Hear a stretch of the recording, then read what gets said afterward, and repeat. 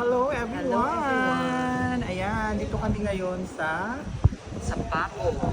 Pabo di Haya Cafe.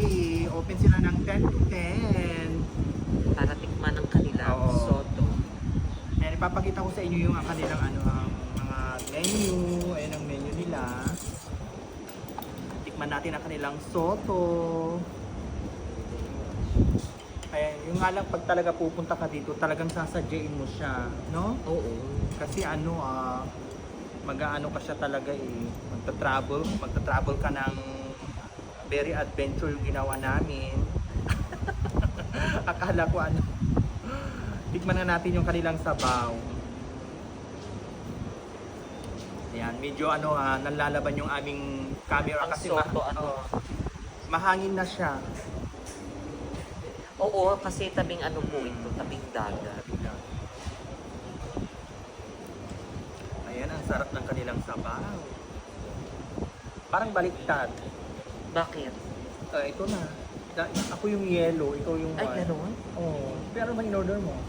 Oo White. nga, Nagkabaliktaran. strange name. Oo. Yan. Yan, tikman nyo. Ayan o, tignan nyo. Ang sarap. Mix siya ng chicken at ng ng beef.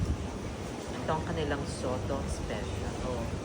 Alam mo, isa to sa napuntahan natin maganda, no? Oo. Isa to din habang kumakain ka yung yung Ang view ng dagat. view ng dagat. Tapos, mamaya ang inaantay nating sunset. Yes. Saka yung yung hangin, di ba? Oo.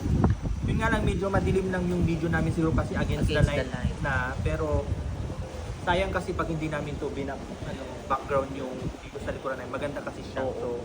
So, okay lang yan. At least yung background, makikita yung mga mani. Etong soto, para siyang sa atin ang version natin, goto. No? Oo, ito lang may noodles sila.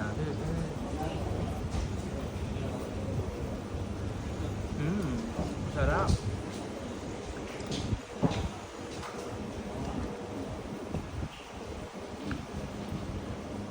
Sarap. Ang sarap ng nila.